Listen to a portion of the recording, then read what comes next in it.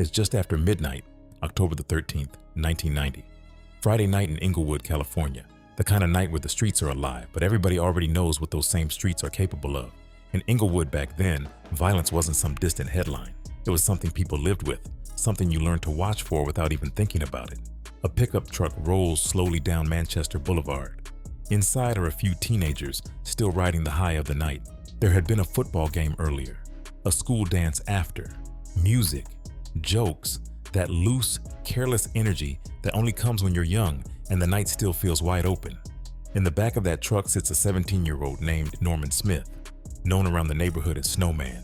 He isn't just another kid hanging around the block. Norman works. He runs a small DJ business. At school, he's a platoon sergeant in the JROTC program. He plays football. And lately, he's been telling people something important.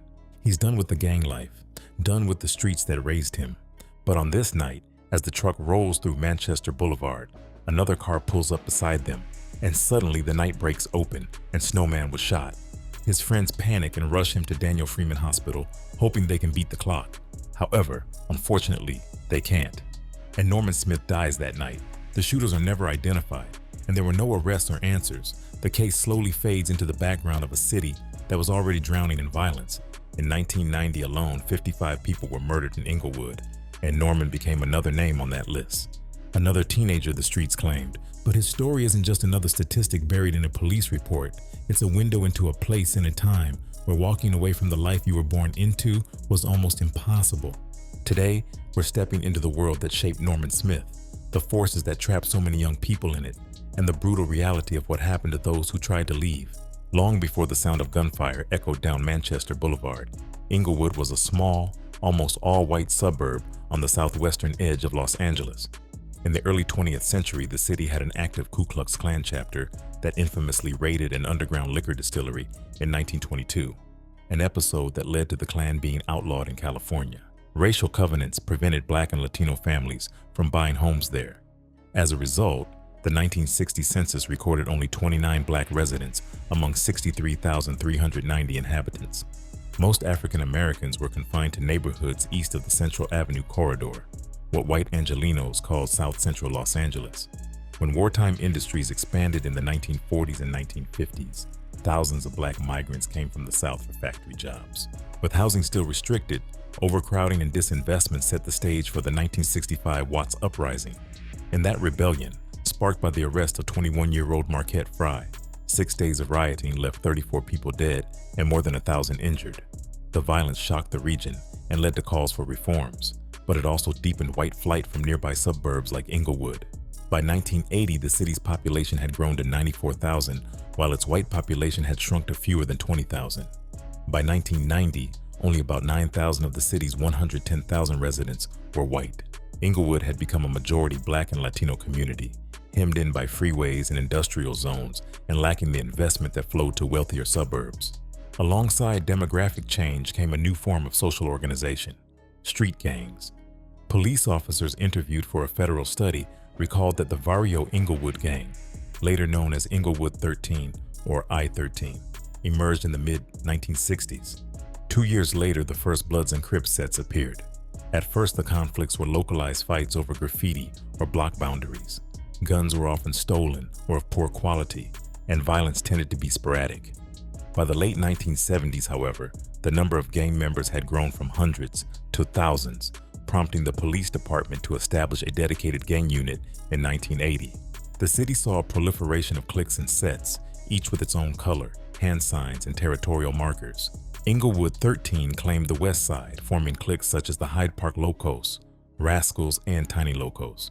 Its membership eventually exceeded 400, and it became known as the largest and oldest barrio in Inglewood. The gang aligned itself with the Mexican Mafia and the Serrano Network and adopted the slogans Piru Killer and Crip Killer because of its feuds with Black gangs like the Neighborhood Piru and the Queen Street Bloods. Rivalries with other Latino gangs such as Tepa 13 and Lennox 13 also spilled into surrounding cities. The whiteness of early Inglewood was not merely demographic, it was enforced through the terror and policy. The Ku Klux Klan maintained a headquarters in the city during the 1920s, and in 1922, more than 100 hooded members stormed the home of a Spanish family, beat the father and uncle, and forced two teenage girls to undress. Signs reading Caucasian only adorned swimming pools and parks, and local real estate agents refused to sell to Black or Mexican buyers. Redlining kept banks from lending to minorities, ensuring that Inglewood remained an exclusively white enclave until well into the 1960s. These practices created a legacy of exclusion that shaped the city's political culture and delayed the integration that would eventually occur. When desegregation finally came, it triggered what residents describe as a swift and sometimes panicked exodus. By 1980, the city's population was 56.4% Black and 20.9% white, and between 1980 and 1990, the Black share fell to 50.6%, while the Hispanic share jumped from 19.2% to 37.9%. White families fled to outer suburbs, often selling their homes at a loss rather than live next to African American neighbors. This demographic churn altered the city's institutions and tax base. Schools lost funding as property values dropped. Municipal services struggled to keep up with growing needs. The combination of structural racism and economic disinvestment laid the groundwork for the emergence of gangs. On the other side of the racial divide, African American youths in Inglewood formed blood sets. One of the most prominent was the neighborhood Piru, originally known as the Hyde Park Boys. Centered around Rogers Park between Hyde Park Boulevard and Ivy Boulevard, the neighborhood Piru dates back to the early 1970s. Its oldest cliques, the 500 Block and 700 Block, are the only Piru-affiliated gangs in Inglewood.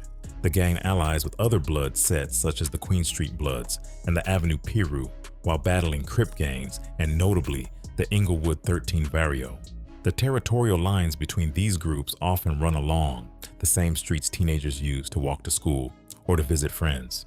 Wearing the wrong color or stepping onto the wrong block can provoke a confrontation. By 1990, gang violence in Inglewood had escalated to unprecedented levels. According to crime statistics compiled by the California Department of Justice and summarized by the Los Angeles Almanac, the city recorded 2,600 violent crimes and 55 homicides that year. Police later estimated that roughly 60% of those killings were gang-related. The toll exceeded the city's previous record set in 1980 and underscored how gang wars had transformed Inglewood into one of the county's most violent jurisdictions. Drive-by shootings, in which attackers fire from moving vehicles and then speed away, became the signature tactic of the era. Officers acknowledged that gang members sometimes sprayed bullets into rival territory without knowing exactly who they might hit. Innocent bystanders and relatives of gang members increasingly found themselves caught in the crossfire. For residents, the effects were pervasive. Parents told reporters they had to shepherd their children past gang members just to get to school. Teenagers learned which alleys to avoid and which shirts not to wear. The economic base of the city, once anchored by aerospace plants, contracted, leaving fewer legitimate jobs for young people. Public officials responded with a mix of suppression and outreach. The police expanded their gang unit and created an anti-crime team that combined patrols with intelligence gathering. Community groups organized marches and revived anti-gang task forces, yet the violence persisted. This was the environment into which Norman Smith was born in 1973 and came of age in the late 1980s. To understand his choices and his fate, we need to zoom in on his family, his school, and the conflicting influences that pulled him toward the streets and pushed him toward more promising paths. Norman R. Smith was born on January 10, 1973, to a working-class family in Inglewood. He grew up in neighborhoods where the hum of traffic from the nearby San Diego freeway mixed with the sounds of children playing and gang members arguing over turf. Like many of his peers, he earned a nickname that would stick with him for life, Snowman. Friends say the moniker reflected his fair complexion. Others recall that he smiled often and seemed cool under pressure. In the Vario, nicknames function as both badges of belonging and marks of identity. They bind young people to a group, and they travel with them long after they have tried to leave. Smith's family placed a strong emphasis on education and discipline. At Inglewood High School, he joined the Junior Reserve Officers Training Corps, JROTC, a program designed to prepare students for potential military service through leadership training, drills, and civic lessons. Smith excelled. He rose to the rank of platoon sergeant, a position that required him to march peers across the football field and enforce standards. Those who knew him said he thrived on the structure and responsibility. Participation in JROTC also signaled to teachers and administrators that he was a serious student with aspirations beyond his immediate surroundings. In a city where gang members often mocked academic achievement, wearing a uniform and carrying an air of authority offered a different source of respect. Outside of school, Smith worked at a local supermarket. Balancing shifts with homework and drill practice, he earned money to help his family and to buy equipment for a fledgling DJ business he co-founded with friends. The enterprise began modestly, playing music at small gatherings and school functions, but it quickly grew into a popular fixture at dances and community events. By 1990, Smith and his partners were regularly hired to provide sound systems and mixes for parties. The DJ venture offered more than income. It provided him with creative expression and social capital among his peers. It also demonstrated that legitimate entrepreneurship was possible even in a city where the underground economy of drugs and stolen goods often dominated. Football was another pillar of Smith's identity. Inglewood High School's football program, though less heralded than those of some neighboring schools, drew crowds of students and families on Friday nights. Coaches recalled Smith as a hardworking player who balanced athletics with his other commitments. Detailed statistics from the 1990 season are scarce, but teammates later said he dreamed of playing at the collegiate level. Scholars of youth sports note that participation in athletics can provide structure and mentorship that keep students away from gangs. Yet, in Inglewood, even athletes were not insulated from gang influence. After one 1991 parent-teacher meeting, a community member asked how children could feel safe when they had to fight gang members on their way to school. Despite his achievements, Smith did not entirely escape the gravitational pull of the streets. The mid-teenage years are a period of identity formation, and for many youths in Inglewood, the quickest route to respect and protection was through gang affiliation. Researchers describe joining a gang as a process driven by pushes and pulls. Negative forces such as poverty, unstable family environments, and neighborhood violence push adolescents toward the perceived safety of a group, while the promises of belonging, status, and economic opportunity pull them in. Smith's gang involvement was by all accounts brief and superficial. A community memorial posted years later suggested he drifted into the Inglewood 13 environment as a young teenager. He may have participated in tagging or hung around older members, but he did not rise to leadership. His friends remembered that he was more interested in music and football than in crime. Still, in a culture where association can be as consequential as action, even hanging around the barrio could mark a person as fair game for rivals. The turning point appears to have come in late 1989 or early 1990 when Smith resolved to leave the gang. The reasons were likely multifaceted. He had family support, steady employment, and educational goals, all factors that research identifies as pulls toward desistance. The escalating violence of the period also served as a push. Inglewood's 1990 homicide wave made the cost of affiliation painfully clear. Friends later said he wanted to focus on school, work, and music, and to avoid the risk of being arrested or killed. Desistance, however, is not a single moment, but a process. Studies of gang disengagement show that many members initially reduce their involvement gradually, seeking to change peer networks and daily routines. Some gangs demand formal exit rituals or impose violence on those who leave.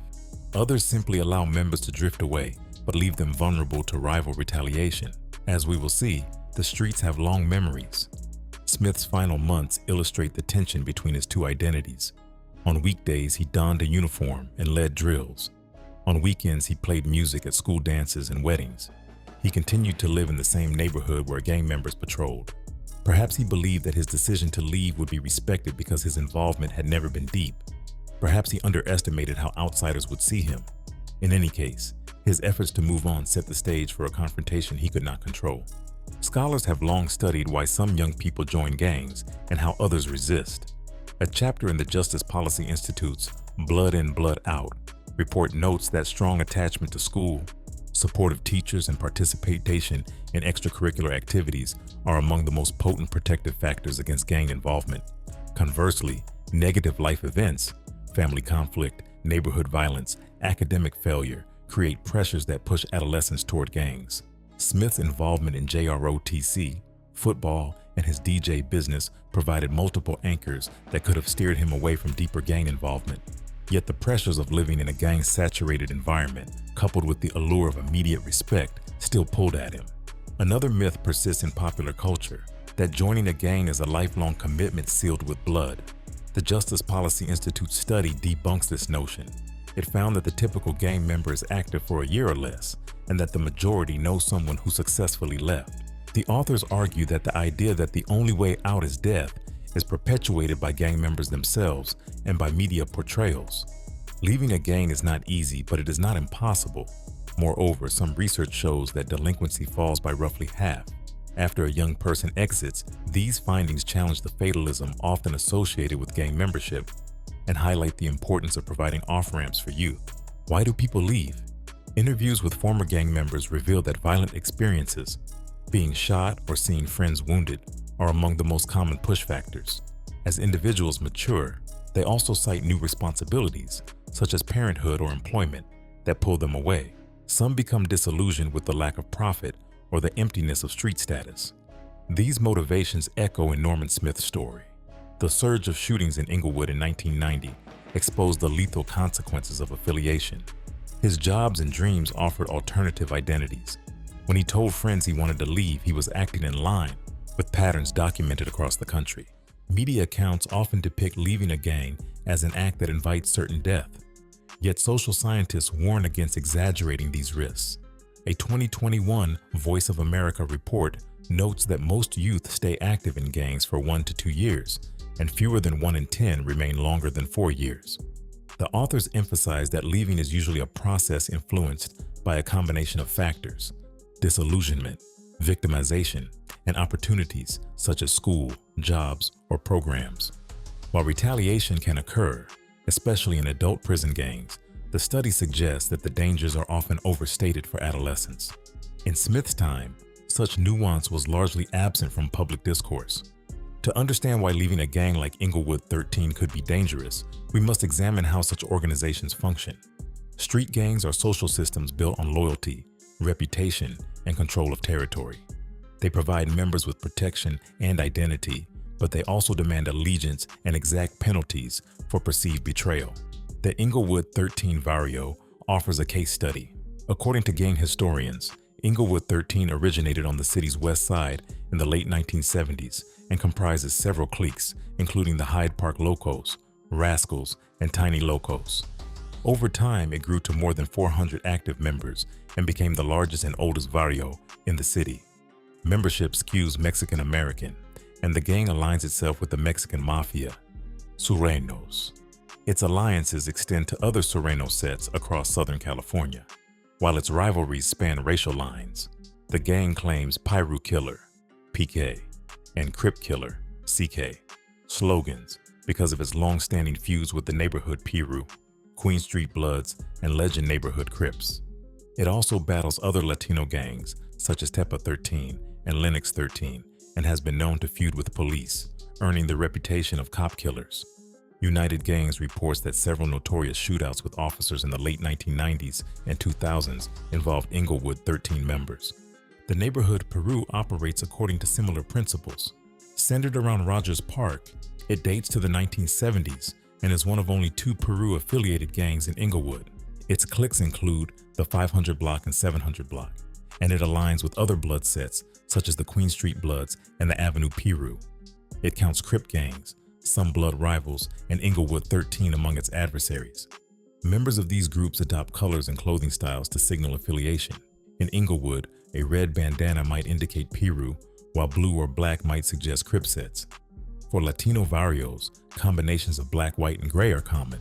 The wrong color in the wrong place can lead to a confrontation. Gang membership is often cemented through initiation rites. Prospective members may be jumped in by enduring a group beating or performing a criminal act. They receive a moniker and begin participating in activities ranging from tagging and drug sales to confrontations with rivals. Older members, veteranos, impart rules and expectations, emphasizing that loyalty to the barrio supersedes personal aspirations. Territory is sacrosanct. The streets, alleys, and parks associated with each clique are watched and defended. Any perceived encroachment can trigger violence. Respect is maintained through a constant balancing of intimidation and retaliation. When one gang kills a member of another, the expectation is that the injured party will strike back. This cycle can persist for generations and can expand as new members inherit old grudges. Within this system, leaving is fraught. Criminologists argue that gang desistance should be understood as a gradual process rather than a definitive exit. Members often begin by reducing contact with the group, seeking employment, returning to school, or forming families. Some relocate entirely. Others negotiate informal truces with their clique, often promising to remain neutral in future conflicts. The risks come from multiple directions. Rival gangs may continue to view the individual as an enemy regardless of current status. Former allies may interpret disengagement as betrayal. In some barrios, there are formal penalties for leaving, including beatings or extortion. In others, the consequences are more ad hoc, but no less dangerous. Field studies in Los Angeles and Chicago found that former gang members face higher rates of victimization than active members because they lack the protection of a group while still carrying reputational baggage. Drive-by shootings illustrate how the logic of gang warfare can make anyone associated with a clique vulnerable. The tactic involves firing multiple rounds from a moving vehicle at a target on foot or in another car, then speeding away before law enforcement can respond. While some drive-bys are planned attacks on specific individuals, many are opportunistic. A car enters rival territory. A gunman sees people standing outside and opens fire without verifying identities. Police acknowledged that in Inglewood, drive-bys often harmed bystanders rather than the intended targets. Shell casings littered sidewalks. Children playing in front yards were struck. Even relatives of gang members who had left the streets years earlier could become casualties. For someone like Norman Smith, the risk of being targeted because of past association was real, regardless of his current intentions. It is also important to understand the role of law enforcement within this system. By 1980, Inglewood had created a dedicated gang unit and later an anti-crime team that combined patrols with intelligence gathering. Officers photographed tattoos, documented monikers, and tracked alliances. They knew the names of key players and the boundaries of each clique, but resources were limited and the volume of violence was high. In many cases, investigators relied on confidential informants or community tips, both of which were constrained by fear of retaliation. Arrests were more likely when violence spilled into middle-class areas or when victims were politically connected. In neighborhoods like Hyde Park, murders often went unsolved. Contemporary research further complicates the conventional wisdom about gang permanence. The Justice Policy Institute argues that gang membership is not a one-way street. Many youths disengage within a year, and fewer than 10% remain active beyond 4 years. Surveys find that most gang members personally know someone who left. This stands in stark contrast to popular tropes such as blood in, blood out, that suggest the only exit is death. The endless membership myth is often perpetuated by gang members to project toughness and by media to heighten drama, but it obscures the fluidity of real gang involvement. Understanding this fluidity is crucial because it means interventions can work. When youth exit, their rates of offending decline dramatically. The key is timing and support. Leaving is more likely to succeed when push factors, such as violence, align with pull factors, such as jobs, education, or family. In Norman Smith's case, the violent push of Inglewood's 1990 homicide wave and the pull of his aspirations likely converged. Voice of America's analysis likewise stresses that the perceived lethality of leaving may be overstated. While adult prison gangs sometimes enforce strict codes, researchers note that for adolescents, the consequences of disengagement are often relatively minor. In many cases, former gang members simply drift away, change peer groups, or move neighborhoods. They do, however, remain at elevated risk of victimization because rivals may still associate them with their former clique. This vulnerability is particularly acute in areas where drive-by shootings are prevalent and where misidentification can prove fatal. Such nuances rarely feature in public narratives about gang members, yet they help explain why someone like Smith, who was trying to extricate himself, could still be targeted. The randomness of drive-by violence amplifies this risk. As one veteran gang member told a reporter for Our Weekly, "Youngsters ain't got no aim, they just spray." The National Center for Victims of Crime estimates that more than half of drive-by shooting fatalities are unintended bystanders. In other words, the very tactic used to enforce gang boundaries is inherently imprecise. Stray bullets travel through walls and cars, striking people who have nothing to do with the dispute. Such indiscriminate violence adds another layer of hazard for those attempting to leave. Even if their names disappear from gang rosters, their neighborhoods remain contested terrain. Against this backdrop, Norman Smith's decision to disengage from the Inglewood 13 barrio can be seen as an act of courage and a calculated risk. He was trying to remake his identity without leaving his community. He still lived on streets marked by rivalries. He still bore a nickname given to him by the gang. As the next part shows, his daily routines continued to intersect with those of his former associates and enemies. On the evening of Friday, October 12, 1990, Inglewood High School hosted a home football game. Students filled the bleachers, parents cheered from lawn chairs, and vendors sold nachos and churros from folding tables. Among the crowd was Norman Smith. He had recently turned 17. As usual, he was juggling multiple roles: football player, JROTC leader, and DJ. After the game ended, the school held a dance in the gymnasium. Smith set up speakers and turntables on the makeshift stage and spent hours spinning records, blending new jack swing tracks with R&B classics. Friends recalled that he seemed happy, joking with classmates and teachers. Around midnight, the dance wound down. Students gathered their things and spilled out into the parking lot in clusters, some waiting for rides, others piling into cars. Smith helped pack up the DJ equipment.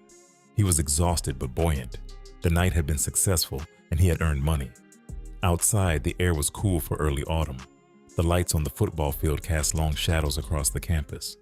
At approximately 12:40 a.m. on October 13th, Smith climbed into the back of a pickup truck with several friends. They planned to drive to a nearby house to drop off equipment and then head home. What happened next lasted only seconds, but would reverberate for decades. As the pickup rolled through an intersection near the school, a dark sedan approached from behind and then pulled alongside. The driver matched the truck's speed. Without warning, a passenger leaned out of the window and opened fire. Multiple shots rang out. Some struck the side of the pickup. One bullet pierced Norman Smith's chest. His friends ducked and screamed. The driver instinctively hit the gas, racing away from the gunfire. The assailants did not pursue. They turned down another street and disappeared into the labyrinth of Inglewood's residential blocks. In the chaos inside the truck bed, Smith's friends realized he had been hit. Blood soaked his shirt. They shouted for help and told the driver to go faster. Within minutes, they arrived at Daniel Freeman Hospital, the nearest trauma center. Emergency room staff rushed Smith into surgery, but the wound had damaged his heart or a major artery. Despite desperate efforts, he was pronounced dead in the early morning hours of October 13th. News of the shooting spread quickly. By dawn, word had reached Smith's family, his JROTC instructors, and his teammates. Local television stations reported that a high school senior had been killed in a drive-by shooting outside Inglewood High. Police classified the case as gang-related and announced that they were searching for suspects. Officers canvassed the area, knocked on doors, and collected shell casings from the street. Witness cooperation was limited, a reflection of the fear that pervaded neighborhoods where retaliation for talking to the police was a real threat. Without a weapon to match to ballistic evidence and without anyone willing to identify the shooters, the investigation stalled. Witnesses to drive-bys often recall a surreal dissonance, the everyday noise of traffic interrupted by the staccato of gunfire and then by screams. There is rarely any warning. Cars may cruise past several times before shooters open fire, or they may appear out of nowhere, windows already rolling down.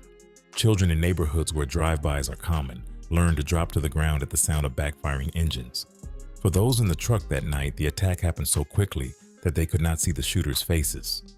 The randomness of the assault raises the possibility that Smith was not an intentional target, but rather a victim of mistaken identity or a bystander caught in the crossfire.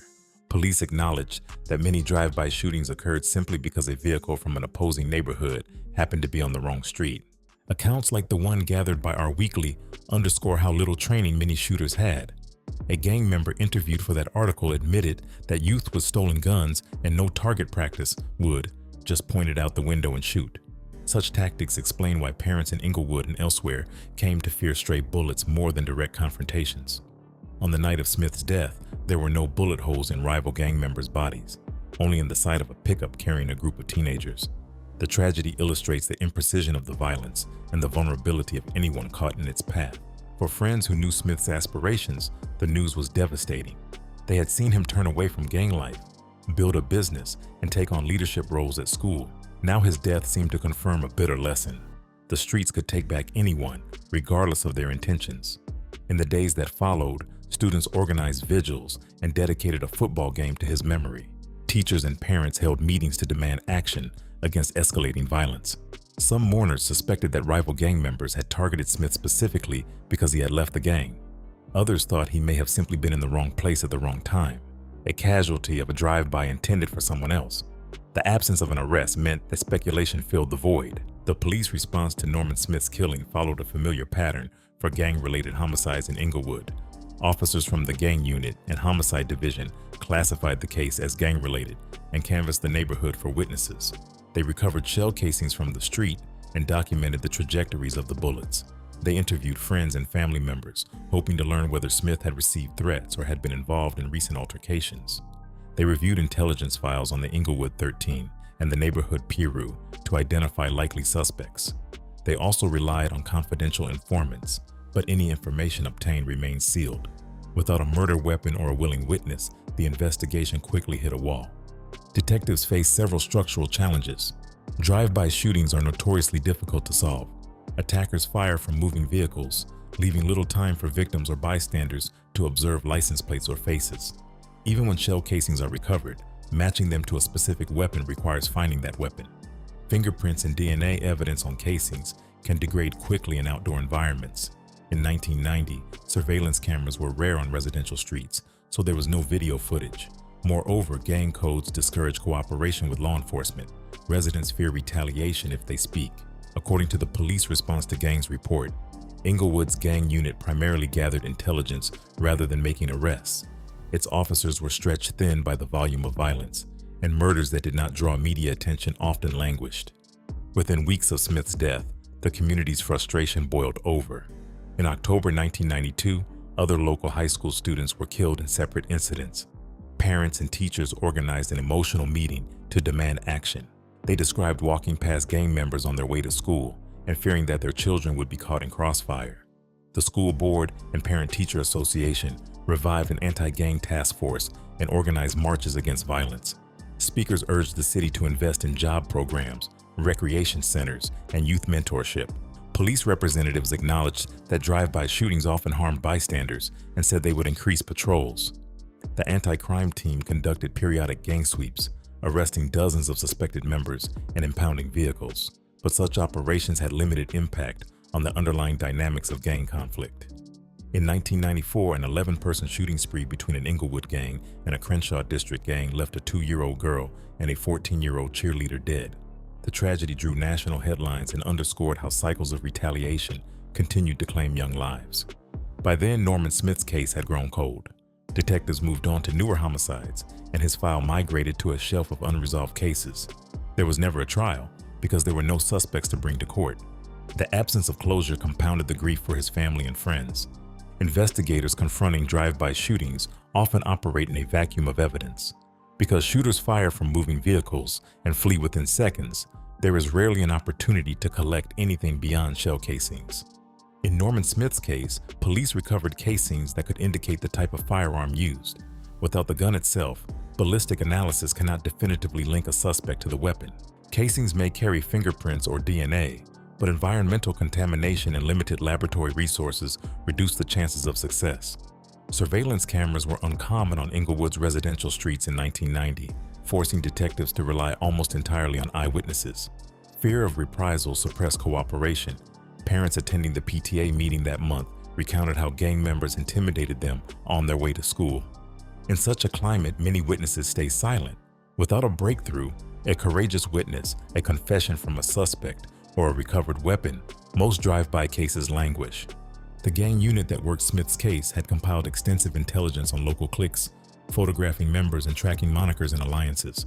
After his murder, officers interviewed associates of both Inglewood 13 and its rivals and canvassed neighborhoods for tips. But the unit's primary function was intelligence gathering rather than making arrests. Anonymous community tips were scarce, and the street code against snitching further limited cooperation. With dozens of gang-related homicides to investigate that year, detectives were overwhelmed. Potential witnesses to Smith's killing may have feared that coming forward would put them and their families at risk. The absence of suspects was not necessarily due to lack of police effort, but to the structural obstacles that make solving such crimes exceptionally difficult. These investigative challenges unfolded amid a relentless pattern of retaliation. Scholars and police note that gang shootings rarely occur in isolation. They are often responses to previous attacks. In this tit-for-tat environment, subsequent crimes can distract investigators and cause earlier cases to be deprioritized. The 1994 shootout that killed a toddler and a cheerleader illustrates how violence persisted even after high-profile tragedies. Each new killing created fresh wounds and new motives for vengeance, further complicating efforts to resolve older cases like Smith's. Unsolved murders contribute to a pervasive sense of impunity. Researchers stress that when families see killers walk free, trust in institutions erodes. People are less likely to cooperate with police if they doubt that justice will result. In communities like Inglewood, this produces a feedback loop. Fear deters witnesses, lack of evidence hinders prosecutions, and unresolved homicides multiply. Dozens of families in Inglewood experienced similar losses in the early 1990s. Without closure, their grief lingered, and the cycle of violence continued. To break this cycle, interventions must address more than suppression. Scholars argue that prevention and re-entry support are essential. Programs offering job training, education, and counseling provide alternatives to street life. Organizations such as Homeboy Industries have shown that with sustained support, many former gang members can transition to stable employment and avoid reoffending. In 1990, such resources were scarce in Inglewood. Recognizing this gap, communities leaders have since worked to expand mentoring, re-entry services, and trauma-informed care. The long-term impact of these efforts remains to be fully assessed, but they signal a shift toward holistic approaches. Reflecting on Norman Smith's case also requires acknowledging the human element. Statistical charts and policy reports cannot convey the personal dimensions. The sound of a teenager's laughter at a school dance, the pride of a family watching him march in uniform, the fear felt by parents when bullets fly down their street. Behind every data point is someone with dreams, relationships, and a complex identity. Recognizing that complexity should inform how societies respond to gang violence, not solely through law enforcement, but through empathy and sustained investment in youth and families. The broader community, meanwhile, grappled with the long-term consequences of gang violence. Homeowners installed bars on their windows. Residents imposed informal curfews. Some families moved away, accelerating changes in neighborhood composition. Others stayed and invested in youth programs. In the early 1990s, the city partnered with nonprofit organizations to launch intervention initiatives aimed at steering teenagers away from gangs. These programs offered job training, counseling, and safe spaces. However, their impact was uneven. Scholars note that successful gang intervention requires sustained funding, credible messengers, and cooperation between law enforcement and community members, elements that were often lacking in resource-strained municipalities. The decades that followed brought periodic spikes of violence that reinforced the sense of urgency. Each gang sweep netted dozens of young men, but many were released within days, and new recruits replaced those who went to prison. Suppression alone could not break the cycle because the underlying social and economic conditions remained unchanged. Experts have long argued that effective gang reduction requires a combination of policing and social support. The Voice of America report emphasizes that ex-gang members need a better deal than what the streets offer: stable jobs, educational opportunities, mental health services, and safe housing. Without these, even those who want to leave may feel trapped. The same report warns that incarceration can inadvertently prolong gang careers because prisons serve as incubators for gang networks. The Justice Policy Institute echoes this critique, noting that interventions should focus on both push and pull factors. Youth are more likely to exit when violent experiences push them away, and when legitimate opportunities pull them towards something better.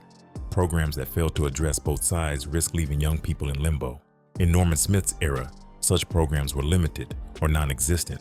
The community's efforts, while heartfelt, lacked the resources and infrastructure to provide comprehensive alternatives for every youth. As a result, tragedies like the 1994 shooting spree kept occurring, and unsolved cases like Smith's remained painful reminders of systemic failure. Norman Smith's death also resonated beyond Inglewood. Gang intervention specialists across Los Angeles cited his case as an example of the perils of leaving a gang without a formal safety plan. They argued that individuals who want to exit should be connected to social services, relocated if possible, and supported by mediators who can negotiate truces with rival groups. In the decades since Smith's murder, organizations such as Homeboy Industries have built such wraparound programs. Yet, in 1990, those supports did not exist for most teenagers. Smith tried to leave on his own, relying on his family, his job, and his music. The system around him offered no protection. More than 3 decades after a car pulled up alongside a pickup truck outside Inglewood High School, the murder of Norman "Snowman" Smith remains unsolved. The file sits in a police archives room, its pages yellowing. Witnesses have grown older or moved away.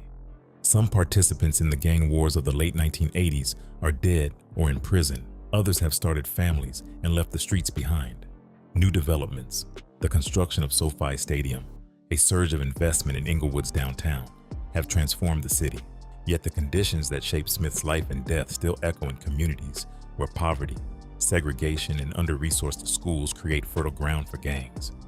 Reflecting on his story forces us to confront uncomfortable truths. First, leaving a gang is not simply a matter of personal choice. Smith's decision to step back from the Inglewood 13 barrio was courageous and grounded in a desire for self-improvement. He had what researchers call pull factors: family support, a job, school involvement, and aspirations.